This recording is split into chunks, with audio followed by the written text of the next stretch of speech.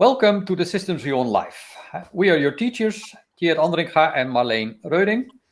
I am by training and by education a physicist, and I have started artificial intelligence here in Groningen.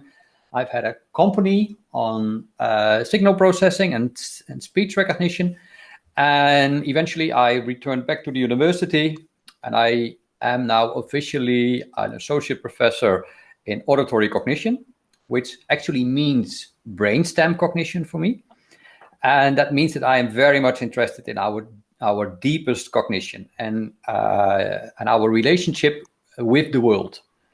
And that is something that is at the very core of this course. But the course is called the Systems View on Life, and it is about how to view all the systems that either create life or that life has created.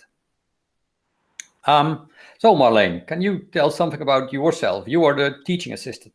Yeah, my name is Marleen Reuding, and you might have seen me around already. I'm a second year. You might have seen me in the intro week or something. I'm planning on majoring in the track of mind and behavior, so like into psychology and things like that. I think that's really interesting. And I'm planning to do my minor in journalism, so that's very exciting as well. And what I liked a lot about the course Systems View of Life on Life last year, because I also had it, was that at least I had the feeling I was for the first time really taught how to critically think. Because I can remember that in UCG and also already in my high school, people and teachers were always telling me, yeah, you need to critically reflect and you need to, critically think about things. And I was like, yeah, what do you mean? How do I do that? Is that just something I know already? How do I acquire that skill? And with Systems View on Life, it was for the first time that it was actually taught, because you get so much different types of content that you need to interact with and different views that you don't know yet. And it really challenges you in your mindset and the way of thinking. So I think that was really nice, what I liked a lot about the course. But I can also remember that when I was just starting and we were talking about the idea that we had to create, that I was thinking, like, what kind of idea are we talking about? What do you want with this idea? It's such a broad concept. So maybe it's nice if you, Tjeerd, can enlighten us a bit about that. Yes. So creating that idea is really important. And for many people, it's the first time that they do something like this. And I think that the important thing of the idea is that you have to follow your instincts. You have to follow your instincts in there is something interesting here, and I can make this interesting, but I don't know yet how. And I remember a few of ideas. One idea was, for example, a girl who decided she wanted to talk about the American industrial complex. So basically the prison industry in the United States. And she made, at a certain moment, she made a drawing, kind of an overview, infographic type of thing. And I said to her, well, look what you have drawn. And she looked at it and she didn't quite understand what I meant. And said, suppose this is society. And then she said, oh yes, I've drawn society as if it is a prison. Really? And she didn't know that she had done it, but it was a very natural development. And at some level, she knew that she was doing this and that she was coming up with something profound.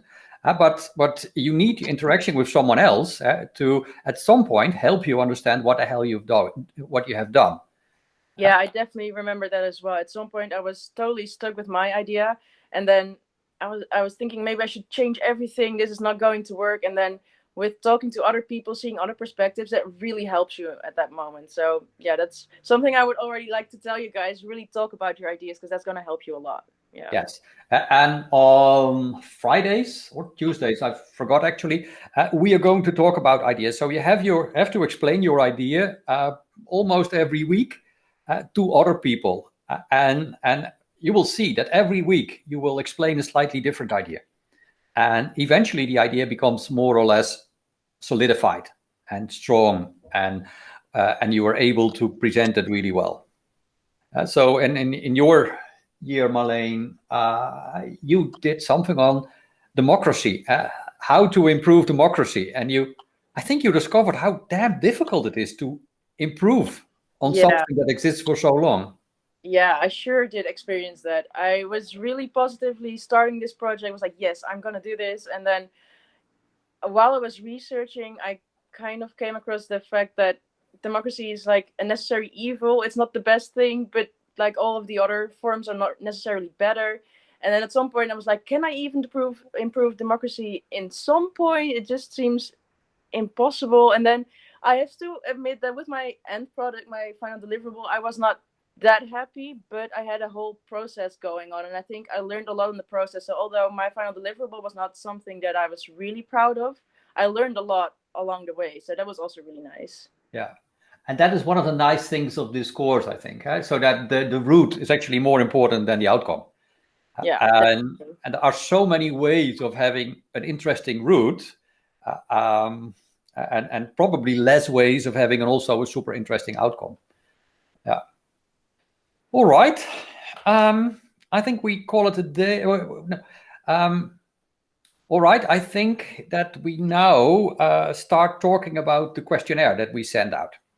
So that will be the next phase. And after that, we see you in class. And in class, typically, we interact as much as possible. And everything that is not really interactive, I try to record beforehand. So this is something that we recorded beforehand. So guys, see you in class. Bye.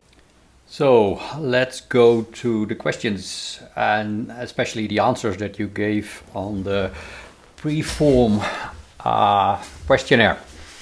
So I separated it in 3 classes. One class of questions is about the course, one class of questions is about intellectual development, and one class of questions is about the content of the course, the systems content of the course, the living systems content of the course. So let's start with the first thing about the course. So I asked the question, ideally this course helps you to make connections between knowledge domains that are important to you. For that purpose, I address a ridiculously wide range of scientific and social topics and point out common patterns across them. Does that appeal to you, scare you, intrigue you? Well, basically you all say that either you don't really know what to expect, or it appeals, or it intrigues. So that is really, really good. And of course, that's exactly what I hoped that we would have. What you will see is that by necessity, if I address a ridiculously wide range of topics, it will be fairly superficial in some sense, but it will also be, hopefully, profound in an other sense, that you will see all kinds of connections that you probably did not really see or only felt and now can verbalize. So that is an important little thing. Yeah, so here someone said, I'm mostly scared that I won't find the time to fully dedicate to digging into all the separate disciplines and will end up with something surface level as a result.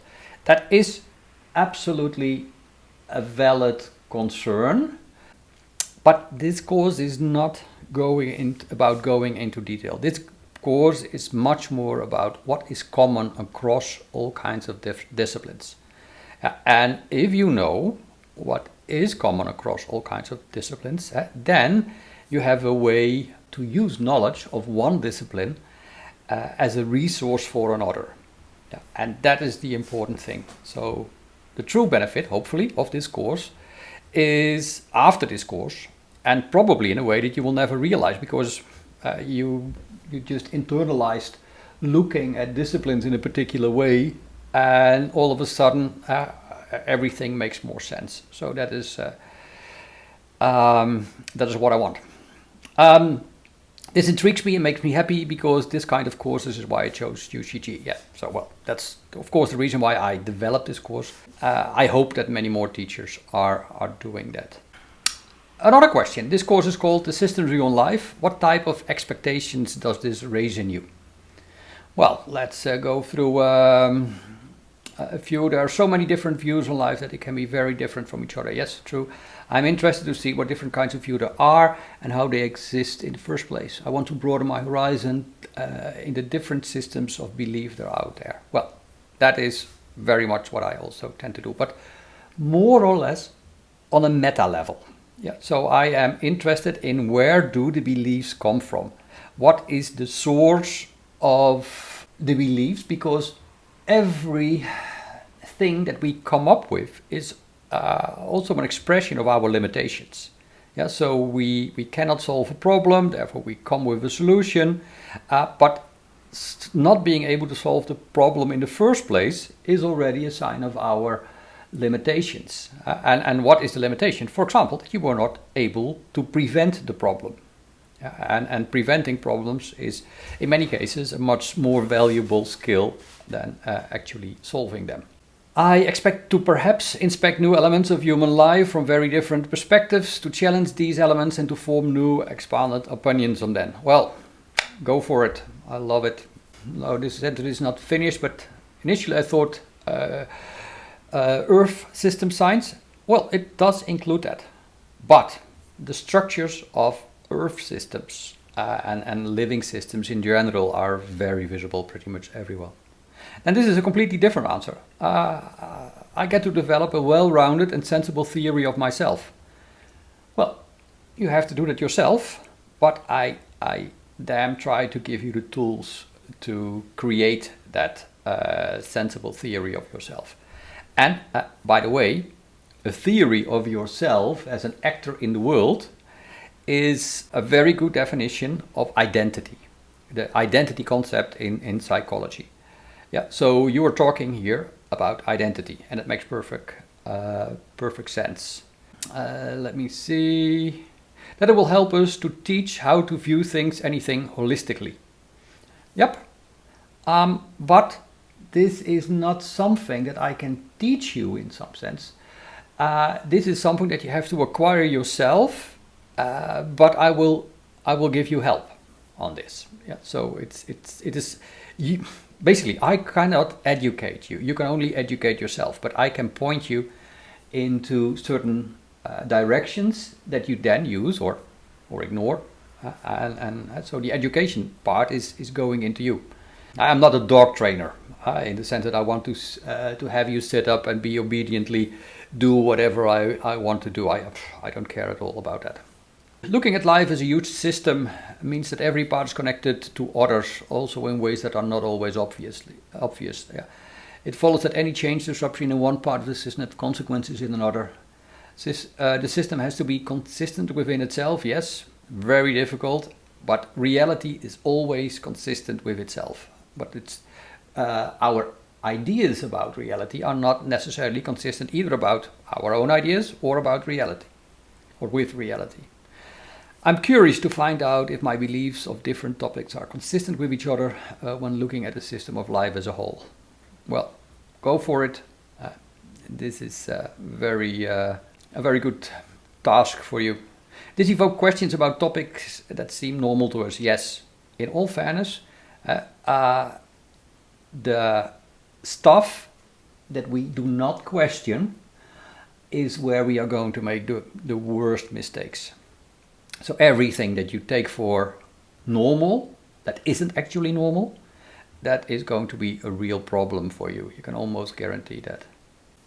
In a system view of life, you have to develop a non-trivial or even profound idea of your own, from fragile and ill-formulated to precise and defendable from multiple viewpoints.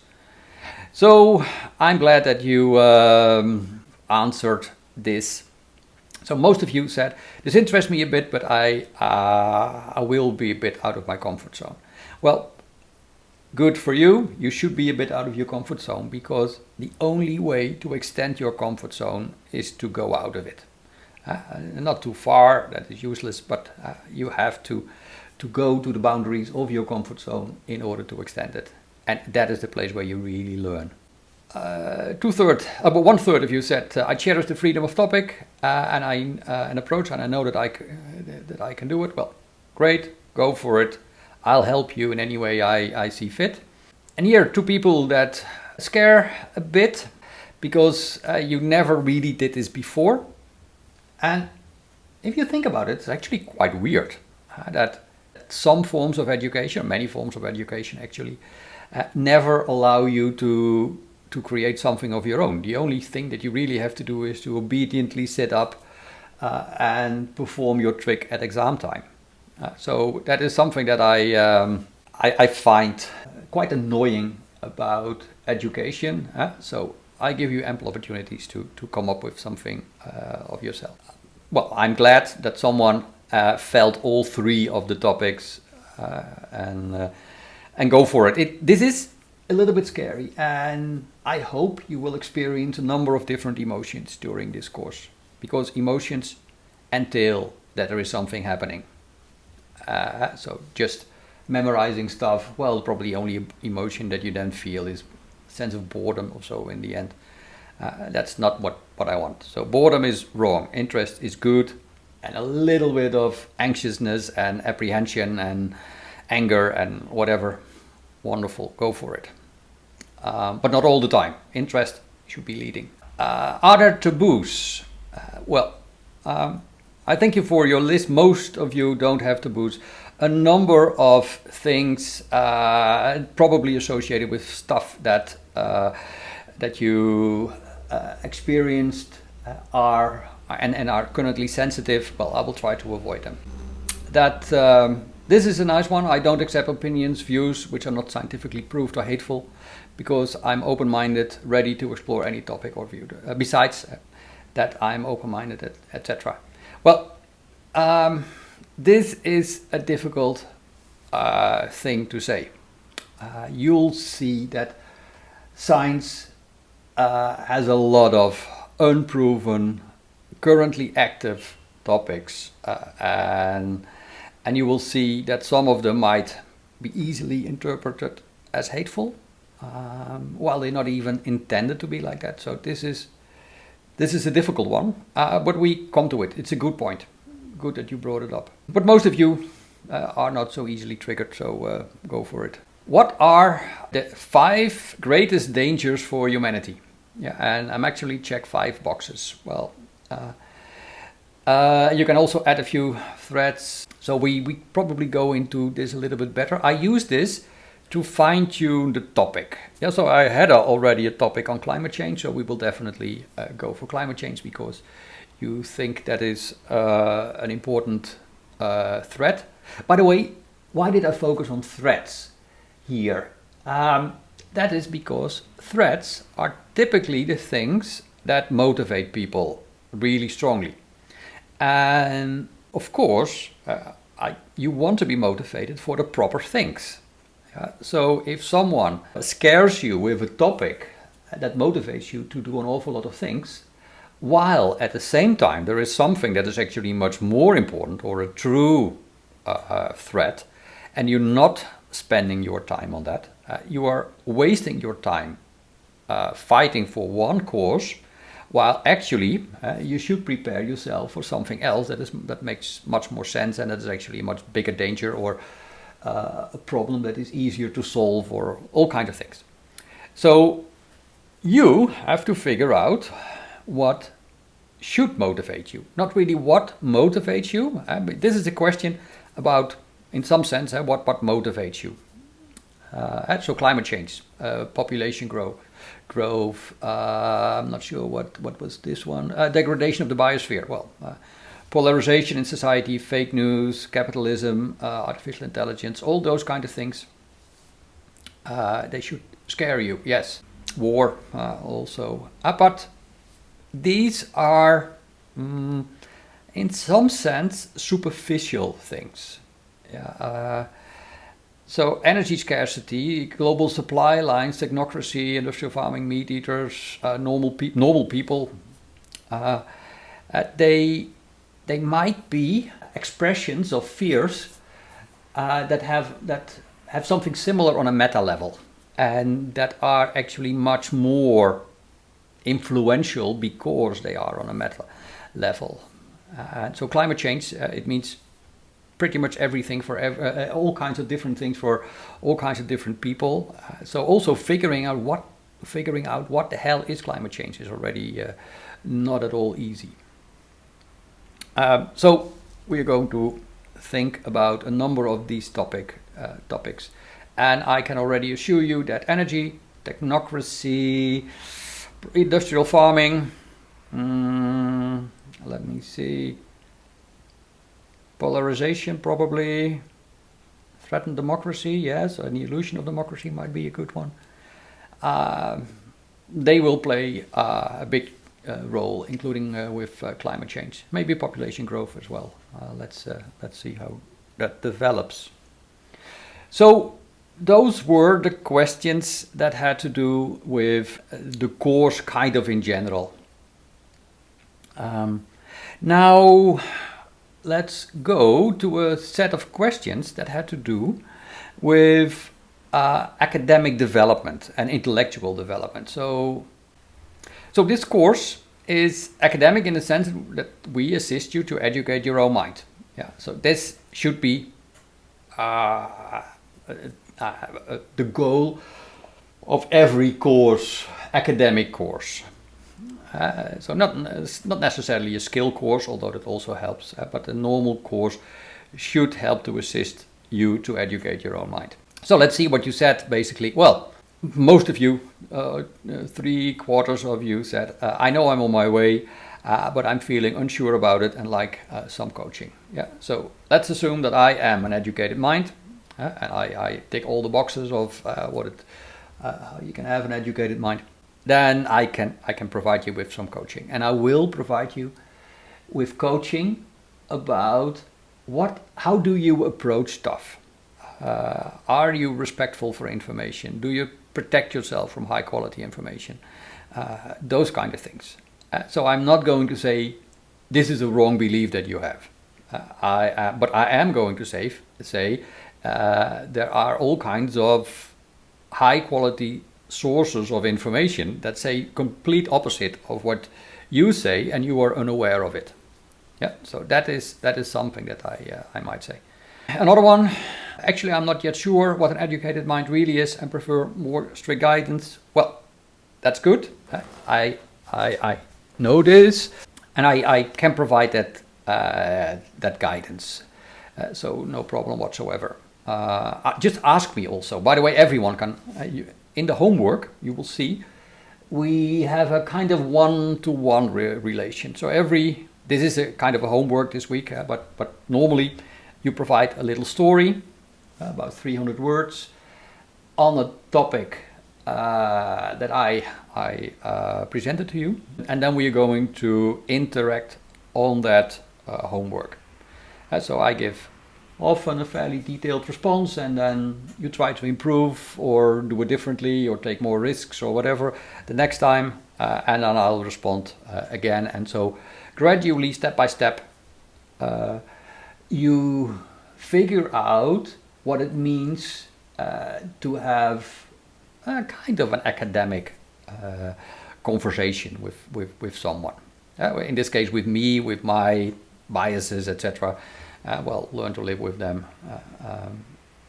Well, somewhere in the progress, yeah, that's somewhere, well, you all are, I guess. I'm not educated in the way that I studied my own mind academically. However, I think that my base is good. I'm very curious and respectful. Well, go for it, yeah. You are not supposed to have an educated mind at this moment in time. That is important. You are supposed to screw up a number of times when I bring you out of your comfort zone or I set a trap for you. Yeah. So screwing up is actually a learning moment, and that's not at all a problem. The question, what is the type of learning that you most expect of a liberal arts class? Well, I am so glad that no one of you chose this one. Learning aimed at demonstrating at assessment time the accumulated knowledge of a new discipline. So this is very much the obedient dog type of thing. Here, most of you said learning aimed at acquiring interdisciplinary knowledge while focusing on the intricacies of interdisciplinarity and social impact. Well, that is how we advertise ourselves, and that makes perfect sense. And so we do a lot of this.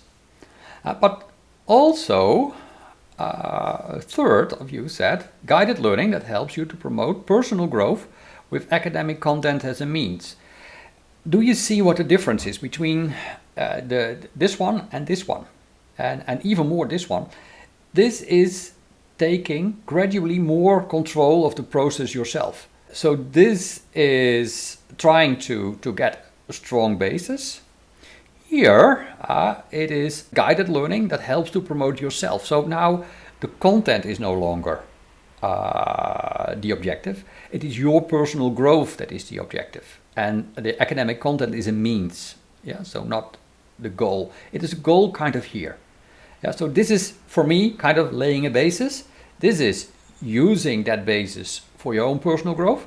And here we go one step further. This is self-guided knowledge in which you interact with the teacher, but you are in the lead.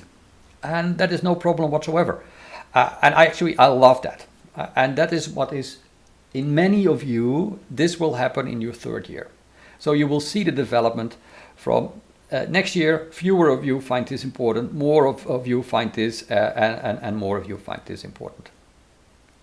So that is the natural development, and it's the good development. This is your process of becoming a self-guided thinker, and we as an institute help you to progress through this circle. And as a third block first year, it's fine to be here. But then, this is also really interesting. What type of assessment do you expect from a liberal arts and science course? And now, no one says, I want a uniform clear assessment based on specific and clear learning outcomes that make it clear what you should do to pass or excel. So this is the obedient dog type of thing, the pleasing dog who wants to sit up and wants to please his masters. And sometimes he wants to please a lot, and sometimes he wants to please less. Well, all fine. Well, that is not what you want. So that's also not what I'm going to give you. Some of you want an assessment aimed at estimating how well you do in comparison to a specific, clear and uniform standard. So that is trying to figure out where am I in the world compared to others. The problem with this is that specific, clear and uniform standard, well, why is it that standard and not a completely different standard? And why would you compare yourself to, in the end, an arbitrary standard? But it makes perfect sense. We do this all the time. This is kind of the game of the university. Then this one, that is about assessment more aimed at how much you have learned on a topic than how well you comply with specific, clear and uniform learning standards and so. So now again, the focus is aimed at your development. Yes, and that is really good. Yeah, so it is how much you have learned and kind of forget the uniform standard. You want to learn because you want to learn. And this is even further, so a personalized assessment from a teacher who got to know your interest and where you're working and uses this to give feedback. Well, that is something that I find personally the highest form of teaching. I can do all forms if you need, and I can adapt to your needs. But this is the type of form of teaching that I want to do and that I want to do as a teacher at liberal arts. And that also means that you will be confronted with the peculiarities of me as a teacher. And so I can teach you some things, another teacher can teach you other things. But in the interaction, you can pick up something from me, and then you pick other things from other teachers, and you make sense of it. And I think that is the proper way of learning, but it's only a proper way of learning if you are ready for it. And well, apparently, many of you are ready for that. And also, I'm sure, people in the other part that gave another answer might be more ready for it than they actually think. The difference between a belief or opinion and a position. Well, I think I wrote something in the syllabus about that. So some people read that and reflected on that a bit. I say so much on it here, but it is actually more a definition question. A belief or opinion is something that you think is true. A position is a belief or opinion that you think is true, and you are able to defend it from attacks from multiple directions. And why are you able to defend it? Because you actually know how they are going to attack you. And hence you are aware of the arguments of people with completely different viewpoints. And that is the good thing. So a position is something that is really well defendable and defended. Yeah, so it's military parlance of what a position actually is. Yeah, so a belief is just something that you take for true. A position is something that you can defend against pretty much everything. A true academic has filled his mind with positions and changed pretty much all his or her beliefs or opinions to the level of positions. And that means cutting out an awful lot of crap, because you will discover you are full of things you are 100% convinced of that they are true, but if you really look at them, you are fairly defenseless. You simply do not yet have the proper intellectual baggage to defend yourself from all kinds of different attacks. So I hope you will discover how weak many of your opinions actually are, and that you also will discover that you can develop something to the level of a position. And if you've done that once, well, you can do it 1,000,000 times and then you're done, even without doing it 1,000,000 times. But definitely hundreds or thousands of times is what is necessary in order to become the best possible thinker. So I'll skip this for a while. What do you value more? That was a nice one. What do you value more? Wisdom or intelligence? And I am so happy that you chose wisdom more than intelligence. Actually, both answers are fine. But you, as UCG students, you are slightly different from many other courses. So I asked this question in a slightly different form also at other places, and I got wisdom intelligence ratio reversed quite easily. I was also at places where people looked at me and said, "What, wisdom? Why would we value wisdom? And why would you have this opposition?" Why? You are at UCG because you want to connect information. And of course, you're smart and all of you are intelligent, but many of you already see the value of wisdom as well. And wisdom is much less easily defined. Yeah, so if you ask me what intelligence and wisdom are, then I would basically say intelligence is your ability to solve problems, and wisdom is your ability to avoid problems. And there is a lot behind that, but this is kind of the key. So let's. I asked you, why do you value wisdom, intelligence more and the other less? Well, someone said here, because with wisdom you can develop the habit of critical thinking. Intelligence is important too, but it is just content. Well, in all fairness, you can develop wisdom via intelligence, and you can develop your intelligence via wisdom. There is no better or good way, I would say. But some people, I definitely, if I have wisdom, I came via the intelligence route. But some of you come via the wisdom route and then develop the tools to use that wisdom really intelligently. This one, if you think you increase your intelligence on an interdisciplinary level, wisdom comes automatically. The other way around, not. I agree with that, yes. Because wisdom has to do with integrating across different fields.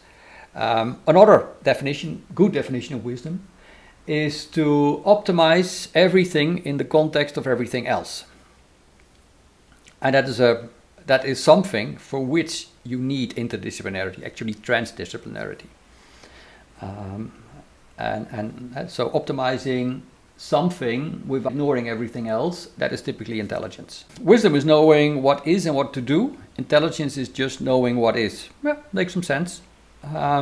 So wisdom, for me, is much more a real world skill than intelligence.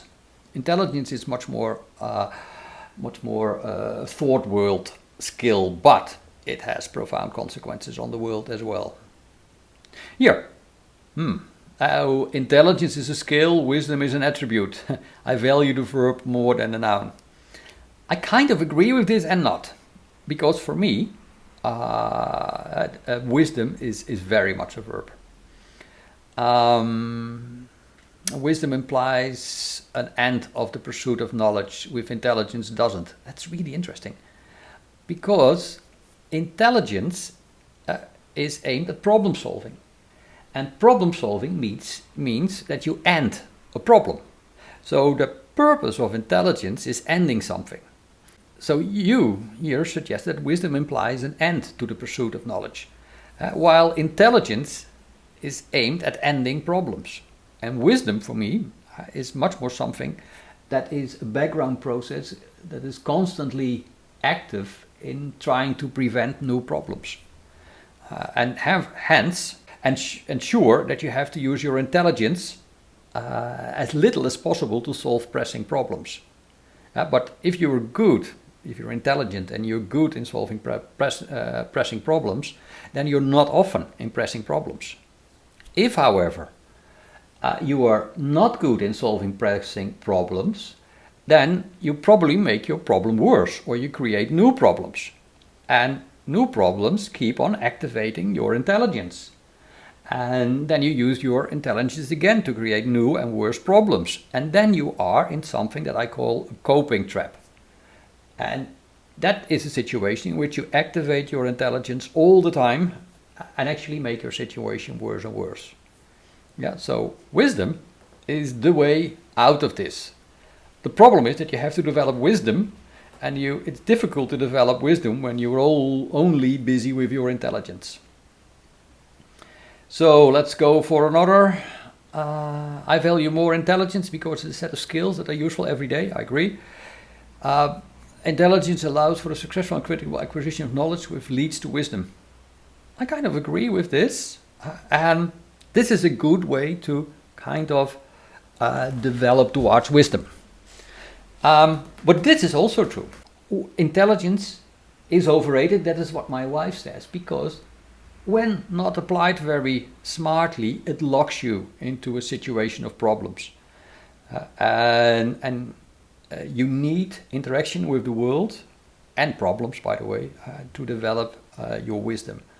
So that is something that I think is really important. But like I said, you can develop wisdom via intelligence and intelligence via wisdom, at least in my conception of it.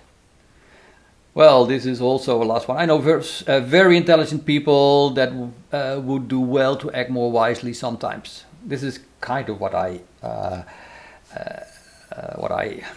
describe with people making their own problems worse by being intelligent all the time, but not just intelligent enough or wise enough. Last one. I see intelligence as the potential for knowledge experience, while wisdom is the realization of knowledge experience and knowing when, to what, with, who to apply and share that. I think that makes sense. Yeah. I think intelligence is necessary for wisdom. Every wise person has to be intelligent, but not every intelligent person is wise yet. Therefore, I value wisdom more. I think you can find a lot of wisdom, basic but very essential wisdom, in people who are not even that intelligent. And because wisdom is a way to actually compensate for lower intelligence. But it depends very much on how you define wisdom. The wisdom of the saints and the biggest leaders definitely is always a combination of very high intelligence and wisdom. Something about offending opinions. What is most true for you about offending opinions? Well, this is something that we will see later in the course. So I hope to confront you now and again with an offending opinion. And there are a number of different standard attitudes towards offending opinions. So one is I directly lose my interest. No one chose that. Another one is it is the teacher's task to protect me from opinions that might offend me. This is something that is actually a problem in American liberal arts colleges. There are some no-go topics that teachers, when they want to discuss them, freak out some students, and then the students try to cancel the teacher, the researcher, or whatever. And surprisingly often they manage to do that. So read about cancel culture. It is important, and probably we do something about it. If an opinion offends me, I tend to blame the person with the opinion. That is also an attitude. You see that a lot, and you might actually find yourself falling in a trap at some point. Then, if I feel triggered by someone's opinion, I try to find reasons why the person is wrong. So this is interesting. So about 2 of you or so, 3 of you said that. So basically, the cognition behind this is I experience a negative emotion, so the other one must be wrong. This is so natural. This is everyone kind of has this. But it is also a logical fallacy. Because you experience a negative emotion, that doesn't mean that the other person is wrong. But this is very normal cognition, and you see it a lot, and people fall in this trap all the time, even if you think you don't. If I feel triggered by an opinion, I'm interested why I did so. Well, that is typical for people who are trying to figure out more about themselves and how they relate to the world. Yeah, so a triggering opinion can be a very good way in figuring out why the hell you think what you think.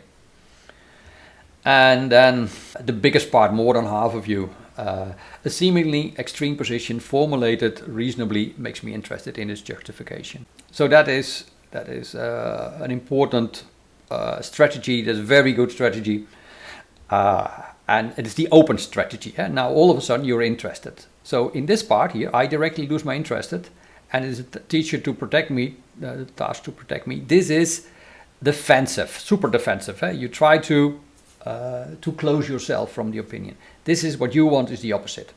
Yeah, you're interested, and if you can find good reasons in why it is justified, well, learn something from it. And then the last one, few opinions offend me, since I know that there's always a good reason why people hold them. Yeah. So you are now, weirdly enough, not so much interested in your own opinions, but in the other opinion. And why? Because you already have a fairly broad scope of opinions that you have sampled and that you know, and now you're actually more interested in the other person. It's really interesting how the perspective here changes across these different things, and we will address this. What do you think is the ideal outcome of adolescence? And that is the development stage you're in now. Adolescence, by the way, used to be something like 18 to 21, but now I think it much longer. We in our current society, or you in our current society, we grow up slower. Adulthood is postponed. So what did you say? And I love your answers. To figure out what I am in life. However, I don't like the responsibility and caring I get from adolescence. This is so typical. This is what you are in the middle of figuring out, creating your own identity, and you have 2 possibilities basically of when you create your own identity. Either you build your identity on kind of a socially accepted identity, so you follow in the steps of your family, or you adopt a religion or ideology or whatever and try to be the best ideologist or believer, or you try to create a unique identity for yourself. And with a unique identity comes unique behaviors and comes unique responsibilities. So these kind of things, they play out. Many of you will develop a unique identity, but some of you may go for the shared identity. Well, let's see. I think one of the most important things in adolescence is to educate yourself and learn about the main problems that influence our society. The worst thing that could happen is ignorance, because then you lose any interest in problems that might affect you. Yet the ideal outcome would be that you know in which direction you want to live, and you know which things are good for you and which aren't. But honestly, I think this is something that no one really figures out entirely. Well, let's focus on this part first. What you describe here is called a commitment in psychological theory and identity theory. And a commitment is something pretty simple. If you develop effective skills in your life skills to deal with daily life, they are effective and you don't have to change them. And because you don't change them, they are stable. And that is what we call a commitment. You commit as it is to a certain well-working, stable skills. And then, that is what happens when you have a commitment. But as long as you don't have a commitment, it's actually pretty difficult to figure out and to envision that you might actually have them.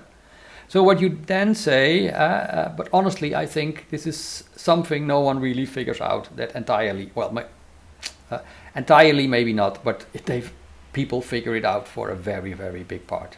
Well, this is also being able to take care of oneself, be grounded in one's positions, overcoming childish selflessness. There is a verb in English, it's called to adult, and to adult means taking responsibility of daily activities, of daily responsibilities, and especially the simple ones, the day-to-day ones. So that complies very much to being able to take care of oneself. Yeah. So if I read you these things, then I would basically say the best outcome of adolescence is a good basis for adulthood, or being a responsible adult. Being prepared for the world and being able to navigate your way through it, yes, I agree fully. To have learned what matters in life, wisdom, self-confidence, yeah, with yourself, your small part in the world system, acting, not passive, get a greater understanding of everything, yes, I agree fully. What is a really bad outcome of adolescence if you are kind of a loose cannon, you are kind of a child in an adult body, contributing randomly to your own life and to the lives of others, and basically creating one big mess. And a surprising number, unfortunately, of people can be that. Become a self-initiative, loving and responsible person. Yep, that you have to learn to take self-initiative. You have to make yourself vulnerable in order to love and to be loved, and for that you need to be responsible, to be vulnerable. You need actually a basis of strength, and for a responsible person, you need an understanding of the world, because if you don't understand the world, then the world is full of random outcomes, and you can't take responsibility for a random outcome. You can't take responsibility for a dice ending up at 6. It's just random. Yeah, so you should play different games than random games, and you should learn which games are actually leading to beneficial outcomes. Let me see a last one. A proper master of time management. Okay, perhaps not the most exciting answer, but by God, I need it. Well, this is a nice example of what every one of you kind of has. You have a weakness, a flaw that always hinders you, and you're pretty much aware of it. And bringing that flaw under your control, and in this case, time management. Well, it's typically the time in adolescence that you should do this. All right. Well, maybe the last one. To understand life from different perspectives, but also to understand my own thoughts and opinions. This is to get to know in which sector problem I will be able to help and make a difference in. Yeah. And to understand my own thoughts and opinions basically means to become master of your own mind. Well, that is what should happen now. You've gotten a basis that is kind of a shared basis. Teachers, family, everyone try to teach you stuff, but now you have to take control over that wonderful thing that is your mind. And then to know in which sector I will be able to help and make a difference in. Well, this is basically formulating a commitment. Then the last thing that we do in this session, because I have already been talking for a long time. How do you recognize when an educated mind expresses him or herself? Well, that is all very useful things. We will go into this quite deeply. But it is always respectful. Yep, that is important. An educated mind is more differentiated than an uneducated one. Yes. It allows for uncertainty and never speaks in absolutes. It clearly preconditions under which things that it states will hold. I always have the impression that the difference between an educated and an uneducated mind is the difference between a tree in winter and in summer. So in summer, the educated mind is much more differentiated because it has all the leaves. But the leaves, interestingly enough, are always moving. They are never quite in the same place. And that makes it not even more differentiated. It is also more uncertain and malleable. And it can go to great detail, but at the same time, super great nuance. So that is really interesting. Well-explained story without being biased. Yep, that is something that you see educated minds do really well. And the without being biased, that is so important. So a well-explained story can be just any propaganda. But the lack of bias, the inclusion of multiple perspectives, so important. Learn confidence, self-aware, a critical attitude, an interdisciplinary approach, all those kind of things, really important. Of the educated, the university educated mind. I would say that you can educate a mind pretty well outside of university. And you don't even need a formal education. So many of the things that you name here. So for example, always expected to be listened to and eager for feedback, always open-minded and explorative for more different opinions, and at the same time able to formulate his or her idea in an understandable way. Well, you don't need a university education to do that. I know farmers with very little education other than what they have learned from their parents and their interactions with the world who are able to do this. Farmers, they have to listen really, really well to nature because they are working with nature. And they learn to listen and they learn to observe. And that is already a very important part of an educated mind. They have facts to prove their opinions. Yep, not only facts, they have facts from many different perspectives to prove, but also to shape their opinions. When someone can defend their position, and if I hold one that currently does not align with that, what they say, then they can actually make me question that viewpoint. On the other hand, it's also a sign when you voice a statement that disagrees with theirs, they are open for conversations and hearing your side. However, it must be said that it's far easier to spot when someone does not do this than seeing that when they do. Yes, I agree. To some extent, there are all kinds of different things associated make this difficult, and we are going to in these kind of things in class. Remind me if I don't not.